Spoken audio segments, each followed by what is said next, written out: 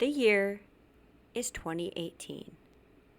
The setting is the freezing cold tundra of Minneapolis, Minnesota. We are at the motherfucking Super Bowl. How the hell did I get here? Let's rewind 24 hours. It's 5 o'clock on a Saturday night and I am getting ready to meet my friends out for dinner. My phone rings and it's my boyfriend. Let's just call him O. O has touched down in Minnesota with some buddies and he is headed to the hotel to pregame for the granddaddy of all football games tomorrow, the Super Bowl. He tells me he misses me and that he wishes I was there. And I'm like, yeah, duh, me too. I'd love to be at the fucking Super Bowl. He hangs up. I keep getting ready to meet my friends. My baby daddy has arrived at my house because he is watching the boys for the night. And my phone rings again and it's O. And he says, how fast can you be at the airport? I'm like, what? Why? He's like, there's a ticket waiting for you at the counter. Just be there by 7. Get on the plane. I'll get you to the hotel. We are going to the Super Bowl in less than 24 hours. I'm like, what the fuck is happening? But this is also kind of his MO that I've gotten used to over the last few months. So I pack faster than anything I've ever packed for in my life. No shit, I just threw some stuff into a suitcase, you guys. I grabbed my ID. I literally didn't even remember to bring a credit card or $1 to my fucking name. Nothing. I grab my phone. I fly out the door. I get in an Uber. I have no idea what is actually going on or going to unfold, but I get to the airport. I get to the gate just in time, get on the plane, sit down, and I'm like, whew. I arrive hours later in Minneapolis, and it is just insane energy, right? Because the Super Bowl is there, and everybody that's flying into the airport, it has on jerseys. Everybody's getting ready to go to the game. There are no cabs, no Ubers, nothing. But I met some people on the plane that were going to the same area, and they offered to give me a ride, which really quickly I'm going to say, never, ever in your fucking life do that. Do not meet people and get in a car with them. I was a fucking idiot, and thank God I actually got to the hotel. And when I told O that I rode with some random strangers, he about smacked me upside the head and was like, seriously? Like, you're lucky you're not a skin suit right now, you idiot. Anyways, I get to the hotel, we meet up, and for the next 36 hours, it is popping bottles, sitting in like row 16 at the Super Bowl, close as shit, watching Tom Brady lose in person, which, if you know me, was a highlight of the entire Super Bowl. The Eagles after party with Cardi B front and center on stage, killing it. I am laughing till I can't laugh anymore. We're eating nachos at 4 a.m., falling in snowbanks, dancing like I literally hope no one was watching because I can't fathom what I look like at that point. It is a blur. Hot mess. Time of my life. When it's time to board the plane to go home on Monday, I pass out before the plane even finishes boarding. Touchdown, get home, and life resumes like literally nothing had happened. Now, I say all this to say that less than a month later, I am crying in my bed, tears streaming down my face. I don't know what I did wrong. I'm being ignored completely. Everything has been thrown up into the air, and I have no idea what is even going on with my relationship. Yes, the same relationship with the person who flew me to the Super Bowl last second notice, and we had the time of our life, okay? It's a mess. And it is then that I start to realize something's not quite right. And that is where we're going to jump into this week's episode, I Spy with My Little Eye, a Narcissist. What's up, my Nacho fam? I hope you guys are ready for all the shenanigans that are about to ensue on this motherfucking podcast.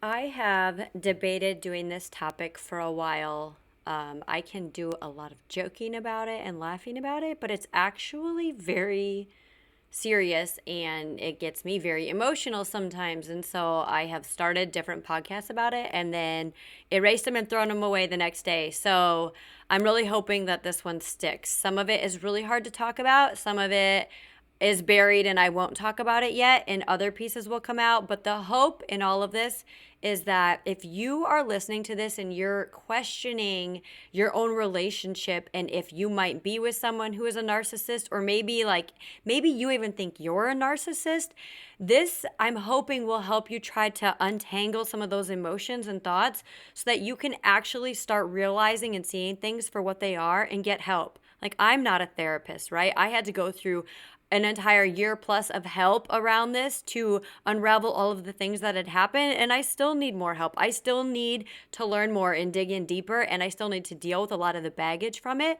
But I hope this creates a sense of awareness so that you can begin to find a way out of this and to actually seek out help.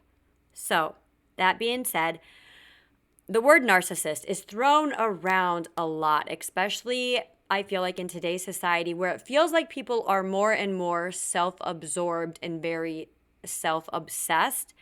But a narcissist is not just someone who is selfish, okay? We are all mildly and occasionally selfish and may exhibit narcissistic types of behaviors. Some people more than others, but that does not mean that somebody has NPD, which is Narcissistic Personality Disorder.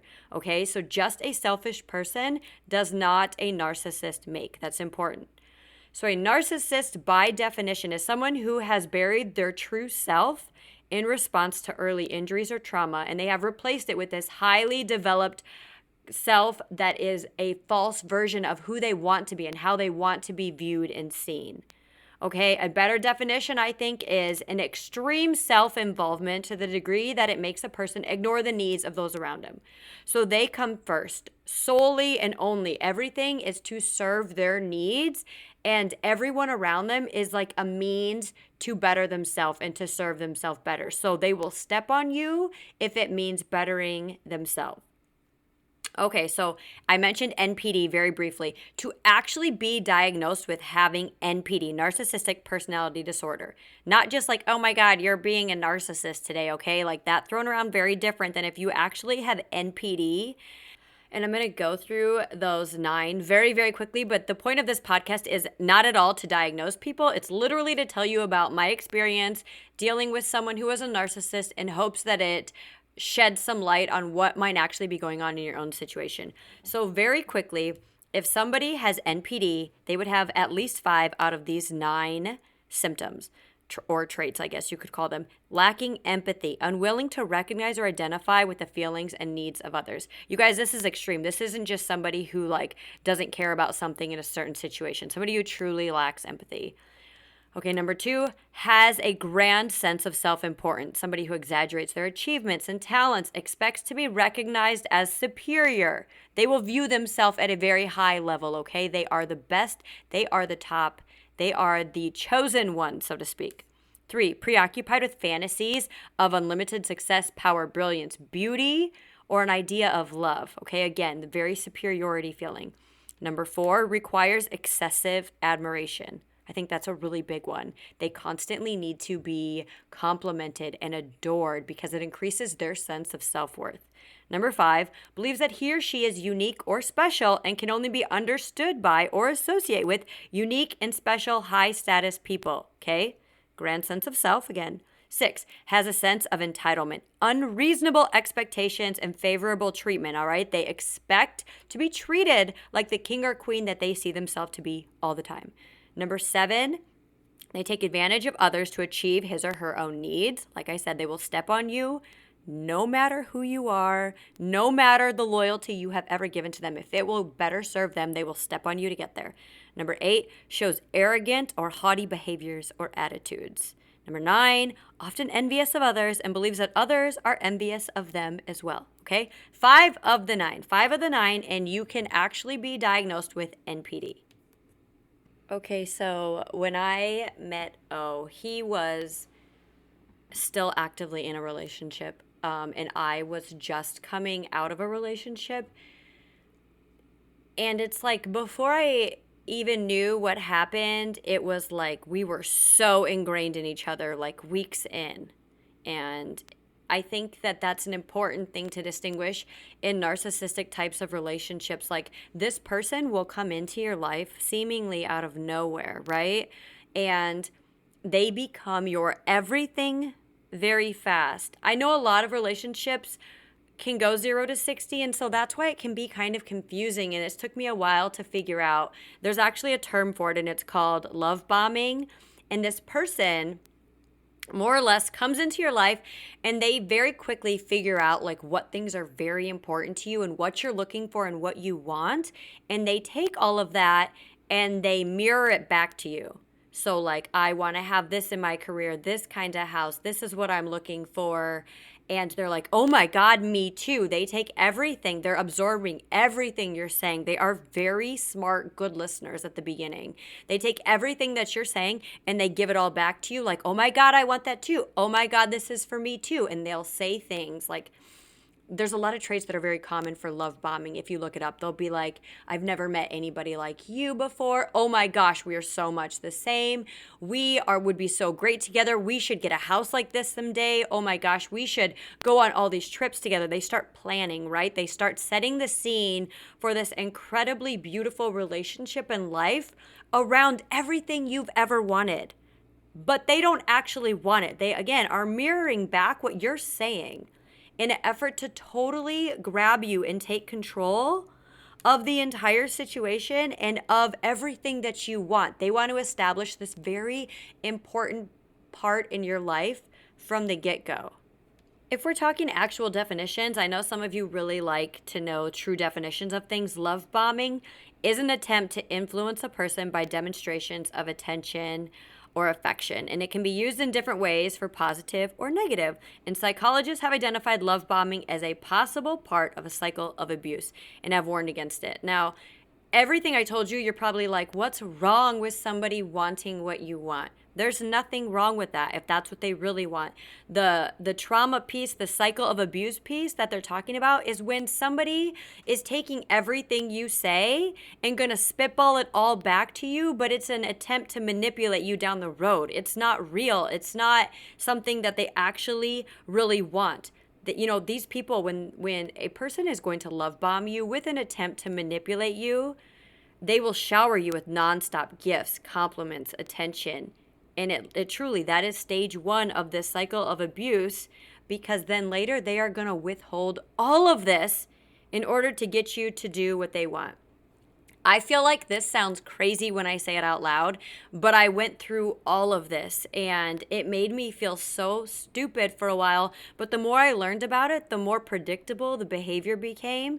And when you can literally like read a manual about somebody's behavior and that's exactly what they do, then you know you are dealing with somebody who has some sort of disorder, some sort of trait. And I don't think a lot of narcissists know that they're narcissists. I don't know if they have the wherewithal to dig within themselves deep enough to even challenge or question it. It's like, I'm superior, I'm the best, I am the greatest, I deserve all these great things. Everybody around me is the one that's the problem. They believe it so much to their core that there's not that outside reaching sense where they need to go seek out help for it. So I don't know if they know they're actually hurting you, but they will hurt you. It's just a matter of time. They will hurt you to get what they want, because what they ultimately want is not you. It's what they can get from you. So they need to manipulate you enough to make you listen to them, to make you need them, so they can continue to get what they want from you.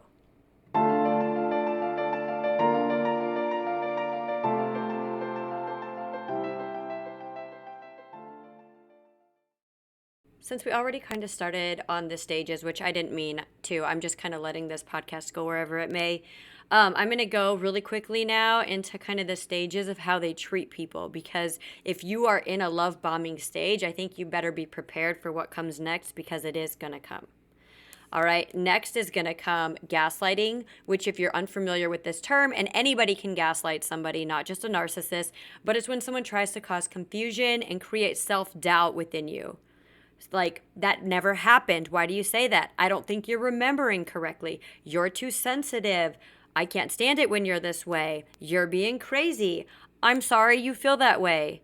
I say I'm sorry you feel that way all the time, but when people say this constantly, it's a way to deflect responsibility, to push the blame back onto you. I'm sorry that you interpreted what I did that way, but that's not what I meant, and the fact that you're taking it wrong is your fault. That kind of thing. You remembered that whole situation wrong. That is not what happened. But in your head, you're like, that's exactly what happened. But they will slowly take events and circumstances and shift and change them to make you think you are remembering incorrectly so they can correctly put the memory back into your head the way they want it to be remembered, and also just to make you doubt yourself. You remember last time? You didn't remember it right last time either. You always do this. You always make a really big deal out of things, but you don't even remember what exactly happened. You are so sensitive. Why are you always crying? Why do you always take everything wrong? Why do you always act this way? I can't stand being around you when you're acting this way. If you weren't acting this way, I wouldn't do what I'm going to do. Like, constant, okay? Constantly gaslighting you. The next is silent treatment, and this is my least favorite part, and this I think is the part that I can relate to maybe the most with my relationship that I had with somebody who was like this. And I'm not just talking about they didn't respond to your text for 2 or 3 hours, okay? It's like a true form of punishment. In the silent treatment, there's actually a definition for it. It's a passive-aggressive form of emotional abuse in which displeasure, disapproval, and contempt is exhibited through nonverbal gestures while maintaining verbal silence.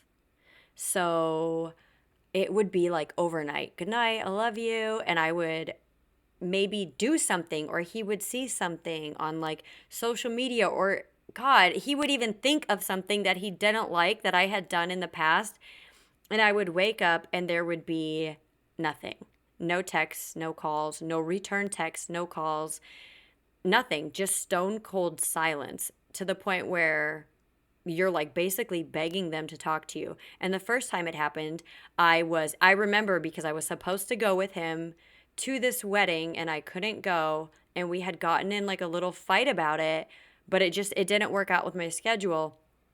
And he ignored me, and I couldn't figure out why he was ignoring me that next day. And I'm like, hey, what are you doing? Hey, what are you doing? Then you kind of go through this phase where you kind of get a little bit angry. Like, dude, what the hell? Like, respond back. You're not answering anything. Then are you okay? What's going on? What's going on? And then all of a sudden, it was like the middle of the afternoon. Hey, been a rough morning. No explanation. That was it. That was it. No, I'm sorry. Hey, I should have called you back. Nothing. Seemingly doesn't sound like a big deal, but that was the start of what would become every time he was mad at me. Okay, cool. Do you? Okay, cool. Be that way. And the silent treatment would just start. Boom. In the middle of an argument where you're trying to work things out and you're actually having a good conversation, this is over. Boom. Done. And I'm talking, it went from 12 hours to 24 hours, and then it went to a couple days. And when you love somebody, and again, they have love bombed the shit out of you, right? So you are all about them. You are solely focused on them and feeding off of the attention and this life that you're going to have with this person. They know exactly what they're doing, okay? They might block you so that they don't even see your messages. This eventually got to that point in this relationship when I was blocked for weeks at a time, like cut off entirely in every way, shape, and form possible, as a form of punishment for not listening and doing what he said. And the silence is deafening, you guys, when you are trying to work something out with somebody and it starts small and it just grows and grows until you are begging this person to just fucking talk to you. Answer the phone, unblock me. You are begging for somebody, for the most basic thing in the world, to communicate with you. And it is, nobody can talk you out of it at that time either. Like, your whole world is hinging on that fucking phone to light up and for it to be a text from them. Anything, just anything to end that silence. You will not work anything out. If they decide they want to put this wall up, they will. And there's not a fucking thing you can do about it. Okay? Next is going to come the devaluation stage, which once you're hooked, and the narcissist will start showing their true self, okay? Love bombing is over. That has ended, and now their real person is coming out, okay? Love bombing is a stage that can like last for 2 to 3 months. It's really hard for somebody, to fake who they are, to fake this persona for longer than that, okay? It's exhausting to them too.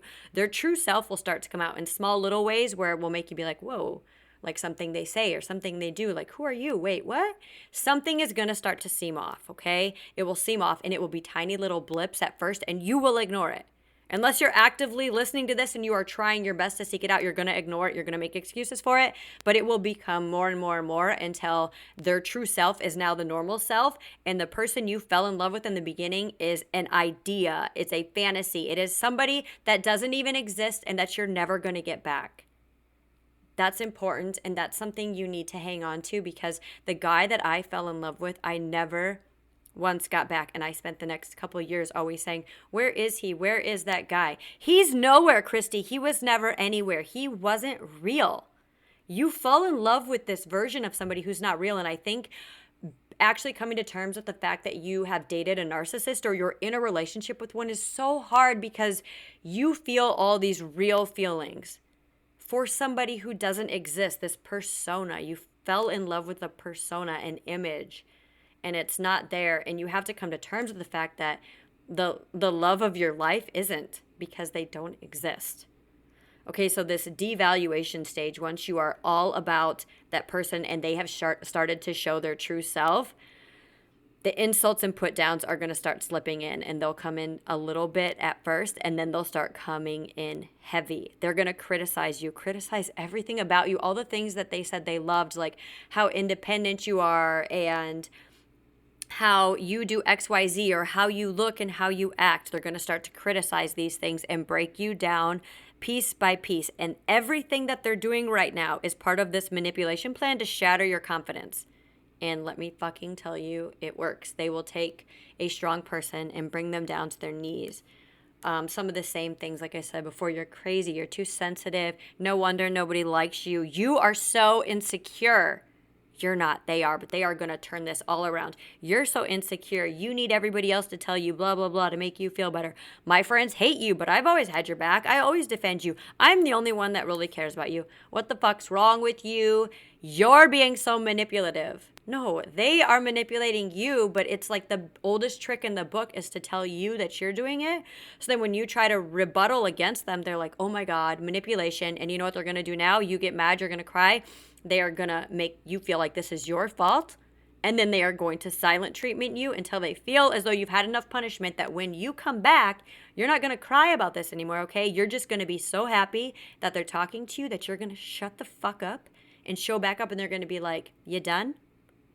That's what O would do. It would be days, weeks. Come back in after, like, say 7 days of just fucking dead silence. Hey, how are you? I miss you. And you're like, what the fuck, Christy? Yeah, it's exactly like that. I miss you. How are you? Yeah, you were just being like so caught up. I can't do that kind of stuff. So, but I really miss you and I love you and I can't wait to see you. Do you want to go to California for the weekend? Like, and you guys, when you're in it, you're like, yes. Oh my God, yes. I miss you so much. Yes. I just want to see you. I'm sorry. God, I don't know how many times I apologized for things that when I look back, I don't even know what I did. I was apologizing for fucking nothing, for breathing, for living, for having an opinion. Like, apologize. I'm sorry, I'll never do that again. And in your head, you're like, noted. Don't say that. Don't do that. Or he will give me the silent treatment. And I didn't like that. So I'm not going to do that again. All right, after devaluation, though, comes the worst stage. You are not winning with them. You're not going to win favor, because next comes the worst one, which is discard. And this is when a narcissist has completely worn you down. Like, they're tired of you. They're over you. They've, like, sometimes people are using other people for money. They've bled you dry of your funds, money. They've used everything they can. And you're not like a fun punching bag anymore. So they discard you. They don't care anymore. They need somebody new to get this supply from to play this game with them. So they discard you and they walk. And you're going to say, they walked away like I never mattered, like it was nothing. Correct. Because it was a game. They are sad. They don't have you in the way they want you to get what they need from you to like toy with you. But they're not sad you're hurt. They're not sad you're broken down. They're not sad you feel unloved. They don't fucking care. They can walk away because what it was to you is never what it was to them. Ever. And the last stage is called hoovering, and that's a person that's just going to keep coming back in and out. They're going to wait. They're going to see you happy, and they're going to wonder, can I still get them back? Can I still intervene in their life? They're going to come back in just to see if they have an access point. That's it. They're not coming back to stay. They're not coming back because they've changed. They just want to see if they still have access to you. And as long as you allow it, they will continue to come back in. And you better know damn sure they're not staying. They're coming simply to see if you'll open the door. If you open it, they'll say, cool, and they'll be gone again. Those are the stages of dating a narcissist.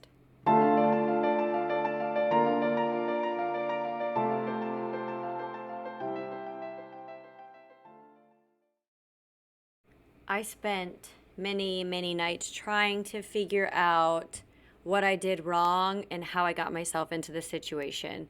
As I started to figure out that something was off, but I couldn't figure out what. I had a close friend at work who had a narcissistic ex-husband. They had divorced. And she said it from the get-go, from day one when I would tell her about this guy. And I'm like, that's not him. That's not him. And she's like, he's textbook, Christy.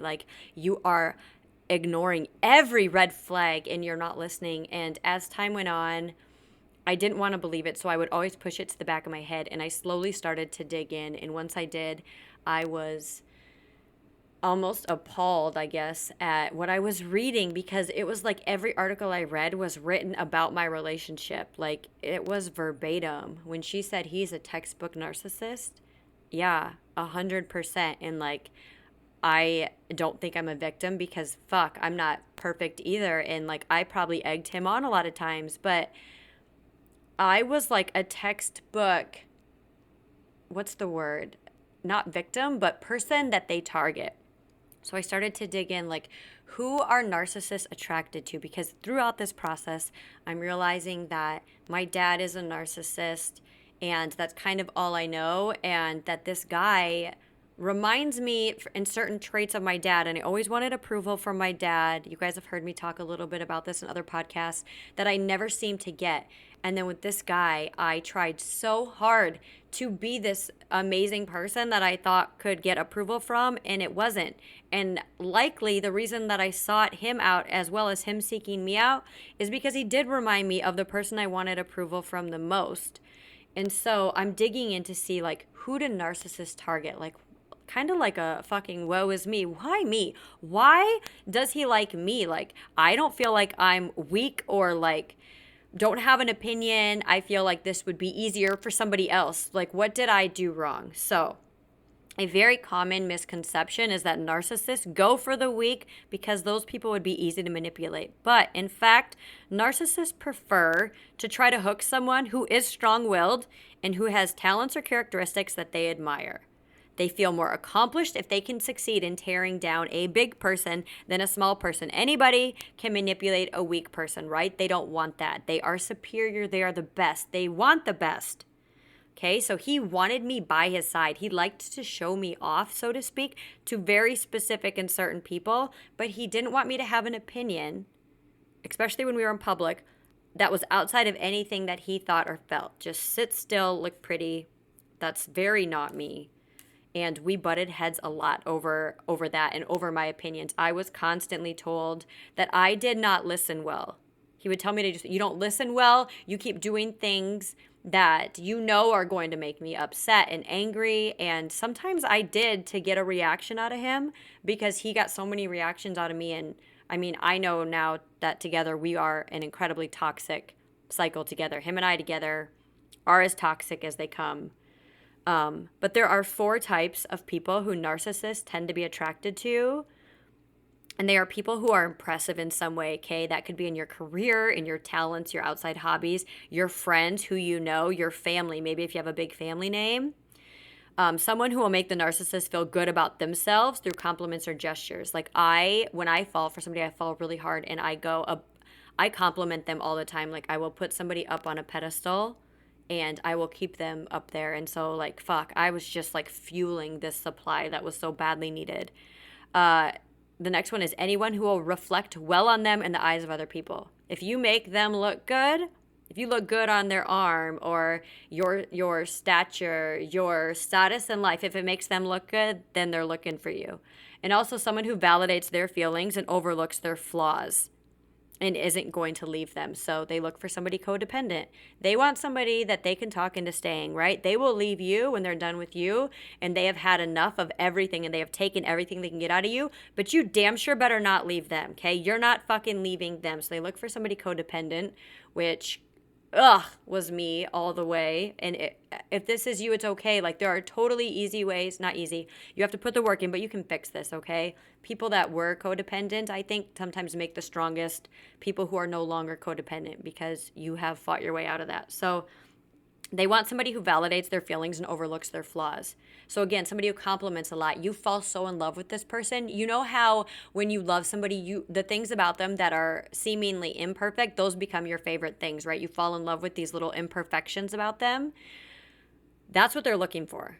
They don't want you to point this shit out. They want you to overlook everything. They want you to overlook your own feelings as well, okay? So these are qualities, and you're like, these are qualities of like a very strong and independent man or woman.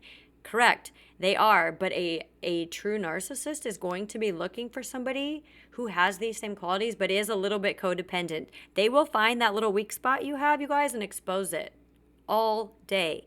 They creep in where they can. Narcissists are generally very charismatic. Very charismatic. Everybody I know that has ever dated a narcissist says, I fucking hate how everybody else loves them. And I'm like, right. Everyone loves them. The only people that are going to truly see this narcissistic side are the ones closest.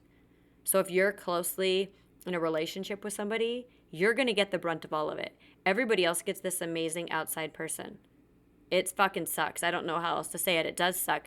Other people don't get close enough to see that side, and everybody loves them. They're very charismatic. They're well liked. They're usually very smart. And again, I don't think that a lot of people know they're narcissists. They don't try to dig in deep enough. Something happened in their past and their history, and like the guy that I dated has a horrible history, and like if it was me, I don't know what I would do either.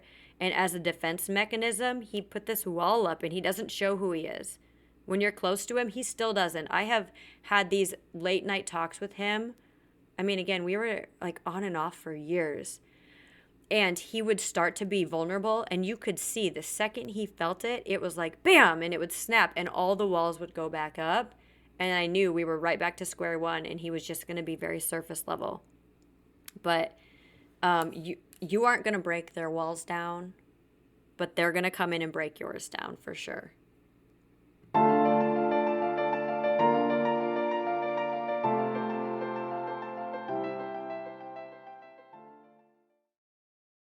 A while back on my Instagram, I shared a very personal story about an incident with this person that I'm talking about.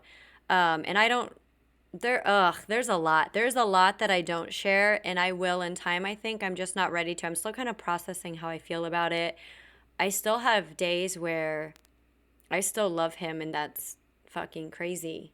Or like I want some form of closure, or like I'm like he's actually changed and he's different. And if you feel that way in your relationship, it's shit. I can't imagine that it's anything but normal. It's just it's an entire head case, right? The whole thing is very mentally exhausting and draining, emotionally draining, and it's hard to figure out right from left when somebody has kind of taken everything you thought you knew and flipped it up on its head and spun you around for a while. You're still trying to figure out like what's real and what's not. And if you are a genuine person, it's very easy to want to believe that when somebody comes back and they say that they're sorry or that they've changed or that they love you and care about you, if that's how you would respond in a genuine way, it is very hard to believe somebody's just going to say things they don't mean.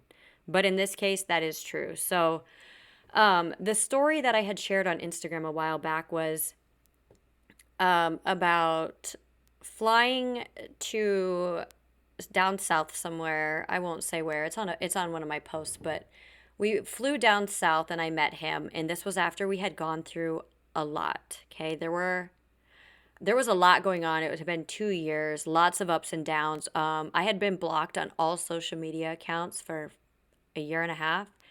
Only after a few months in, he got mad at me for something and he blocked me on all social accounts as a way of punishment. And to this day, I'm still blocked. And he would block my phone number and cut me off completely. So we'd gone through some stuff. We had started talking again a tiny bit, and he invited me to go somewhere. That's what we did, right? We escape reality all the time, and we would hang out in other cities. And so I fly down to meet him, and everything is just off. Like, I sit in a hotel bar, I don't know, for like 6 hours waiting for him. And I don't even know if he's going to show up anymore. He's giving all these excuses, and then he's giving me the cold shoulder, and then he's ignoring me, and then he won't answer back calls, texts, nothing. And I'm talking to my friends, and they had begged me not to go on this trip. I told a couple close friends, they were like, Chris, he's going to like murder you and leave you down there. And they're like, check in often. So I'm like, hey, he's not here. He's not here. He's not here. And they're like, see, we told you that. Everybody's like, come home. You need to come home. Well, all of a sudden he just pops up at the hotel behind me. Yeah, he didn't call or text to be like, hey, I'm sorry, I'm on my way. He just pops up behind me. I'm here. So we go back to the room. I'm tired. I've been like sitting in a hotel bar drinking, but like sad drinking. So it's not fun drunk, but I'm just like, blah. And then he's like, you never want to do anything fun. Fine. And we stay there, pass out. Anyways, like, we have sex the next day, and it's like a very like aggressive, mean. And at the end of it, he reaches up and chokes me, not in a ha, I like this sexy, sexual, enjoyable way. He chokes me a little bit, and he said, when I look at you, all I can see is him. Him referring to this person that I had been with, that I had started to date when him and I had broken up. All I could see is him. Like, you disgust me. You make me sick, and kind of shoves me away.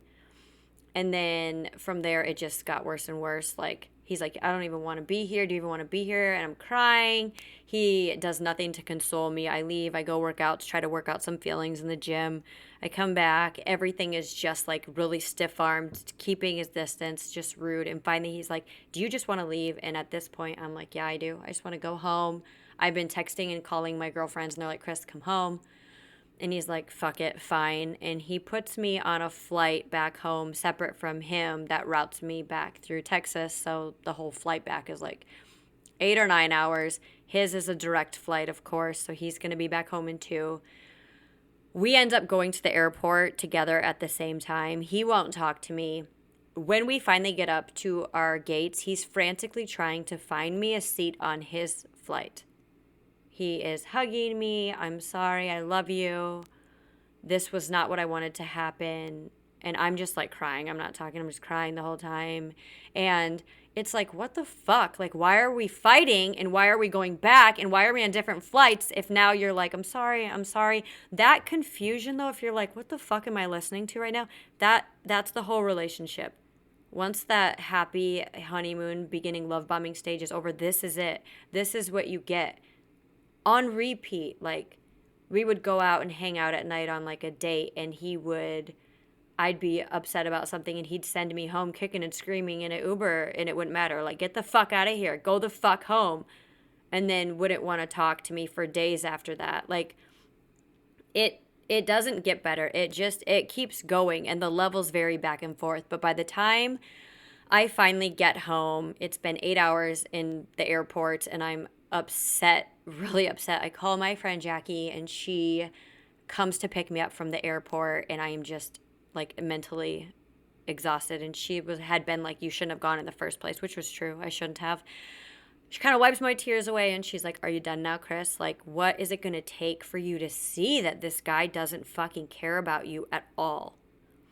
And I'm like, no, I'm done. That trip was a huge turning point. All of the other trips, we had somehow managed to make it most of the way home before there would be a massive fight. And the reason he would start a fight on the way home is so that he would have a reason to completely ignore me for days after. He could come back, go back to his life, pretend I didn't exist, and treat me like I didn't exist until he would see me in a week or 2 weeks later.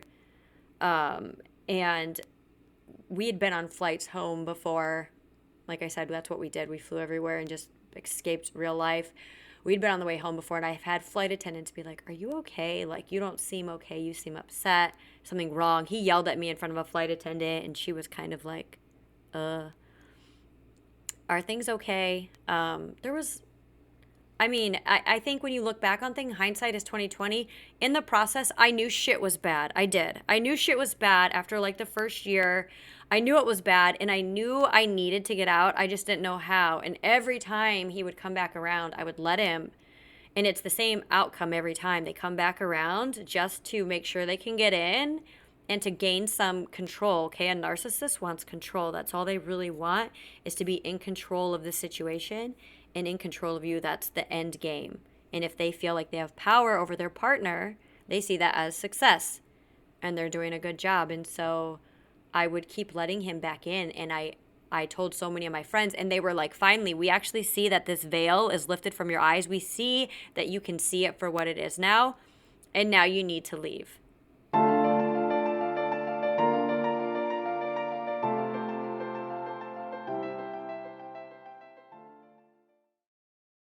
So, leaving. The leaving part is not easy. If this is the stage that you're at, I truly do feel for you, because it's going to take a lot of work. And it's going to take everything you have to actually leave and stay away if you are truly in a relationship like this, because you have given somebody everything for whoever knows how long. They've mentally drained you, fucked your head up, and you're trying to walk away, but you actually physically like had a connection with them and loved them, and they are over there like, I don't fucking care. And they don't. They don't care. That's the hardest part. So there are bonds called trauma bonds that keep you bonded to somebody, like the bonds people form between each other. But the craziest thing about these kind of bonds, trauma bonding, involves cycles of abuse. So it's somebody who they offer a kind gesture to try to recover the situation. And it's this period of peace that follows before the tensions start to rebuild and this abuse starts again. And when I was talking earlier about when he would call and I would let him back in and he'd be like, I love you, I'm sorry. That is a trauma bond, okay? They break you down, but then they don't want to sever that bond. They want you to begin to feel and to think that the only way to make it better is through them. They're the only person that can fix it. So you become bonded to them, even though it's a cycle of abuse and it's super unhealthy. You're bonded to them because the person who's hurting you is the only person who can make you feel better. So I read somewhere that trauma bonding feels like you've broken into pieces. Like you're telling someone, you've broken me into pieces and you're the only one that can fix me. And that's exactly what it feels like. This is why, you guys, if you have ever been in a physically abusive relationship or know someone who has, and you're like, why do you keep going back? This is why.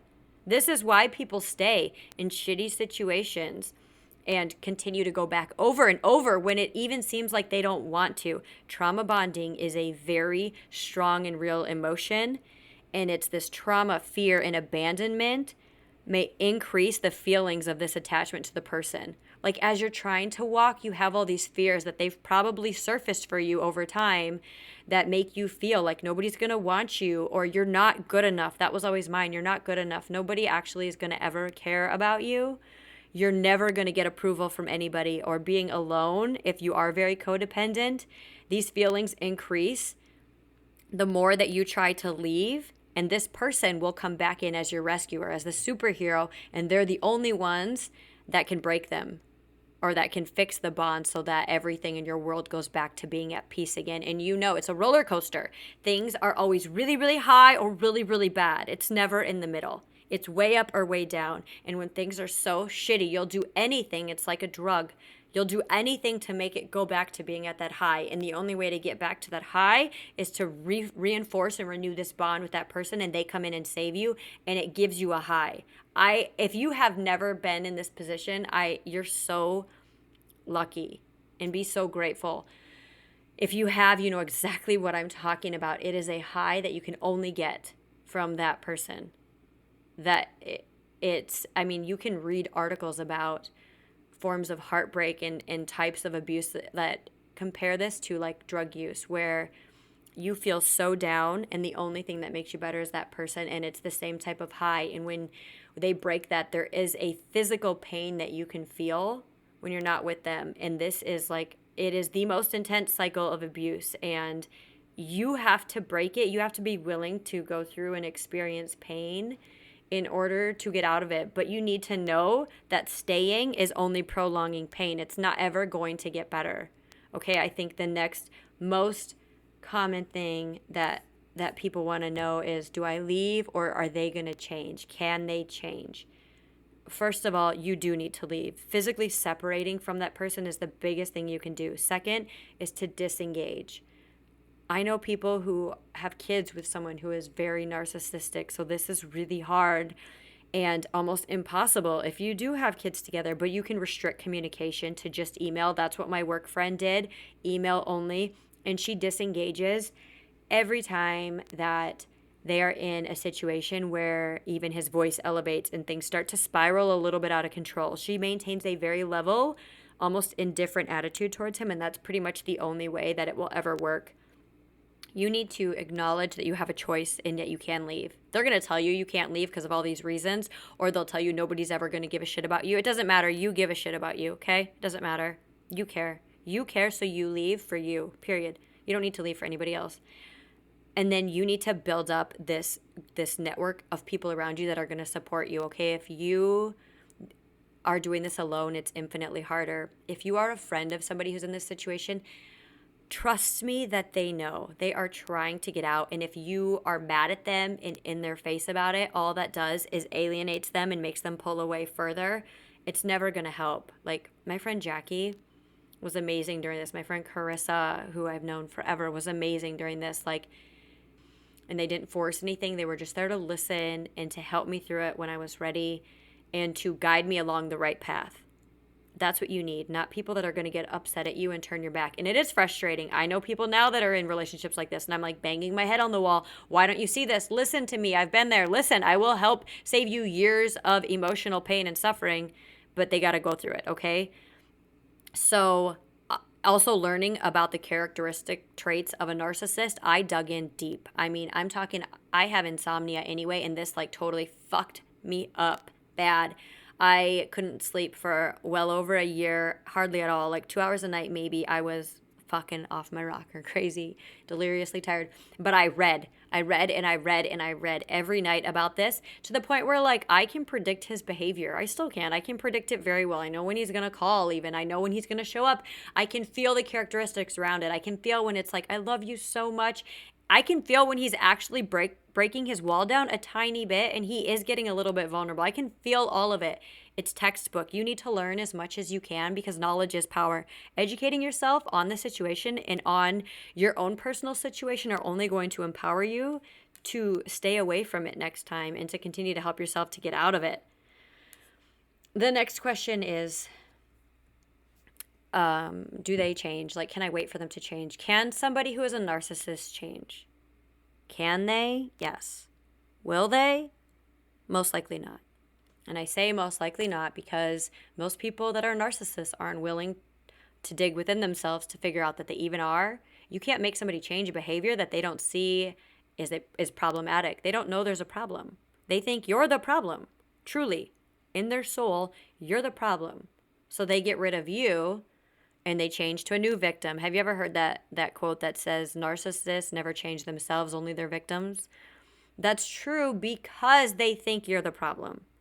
And to go to bat and try to be like, no, it's you, it's you, it's you. You're never going to get anywhere. You're wasting your breath.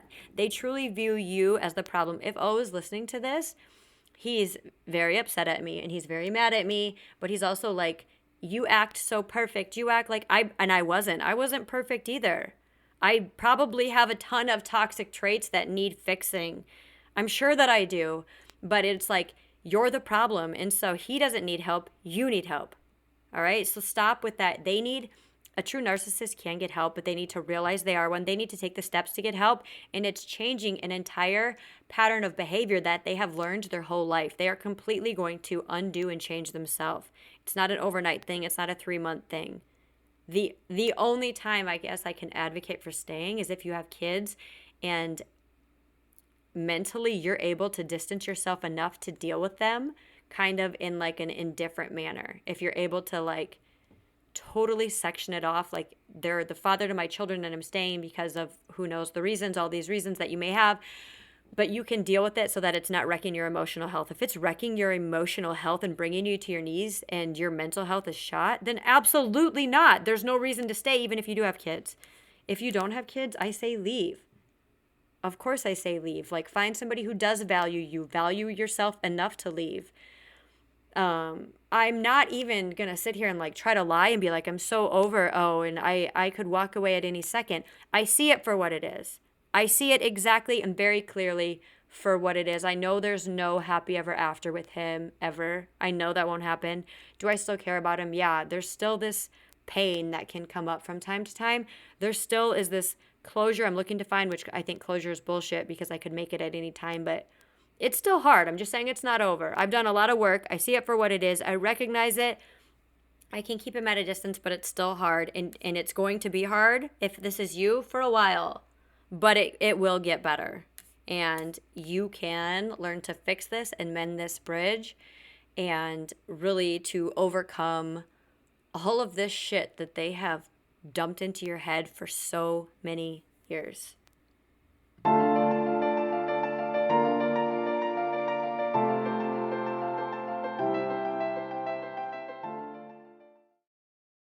Okay, I am going to wrap this all up. I think that's enough for today. If this is speaking to you on so many levels, realize that there's a reason for that and dig in deeper to why and what's really going on in your own life. I am not saying that if you've ever been with a narcissist that there aren't good times, that they really don't care about you at all. I think some of them can care about you, but it's only to the level that they know how to love, which is highly likely not a level of true love or anything that you're experiencing. It's on two completely different levels. Like, they are trying to be fulfilled in a relationship, but a narcissist will not be fulfilled in a relationship or any area of their lives ever, because everybody falls short of this expectation that is unreachable for them. Like, they secretly don't even love themselves. They secretly loathe themselves inside. They are very insecure.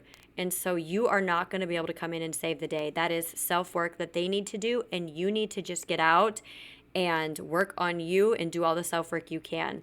It is okay to still enjoy some of the memories that you had with that person. I had a fuck ton of amazingly good times with O. Okay, I could still go out with him and have a drink right now and laugh my ass off now, knowing that I know what it will and won't turn into. And even then, I still think that's playing with fucking fire. And I don't even think I'd recommend that. My best advice is cut it and go. I have great memories. Let the great be the great. Remember the lessons. Turn around and walk away, because you deserve so much more than somebody who's going to criticize and belittle and gaslight you if you're not going to listen to what they want you to do. And even if you did, you'd still come up short every single time. I hope this helped you a little bit, you guys. If this speaks to you, please reach out to me. I am always willing to talk through situations with you guys. So I hope you have an amazing rest of your weekend, and I'll see you back here next week for another episode of Nacho Baby Mama.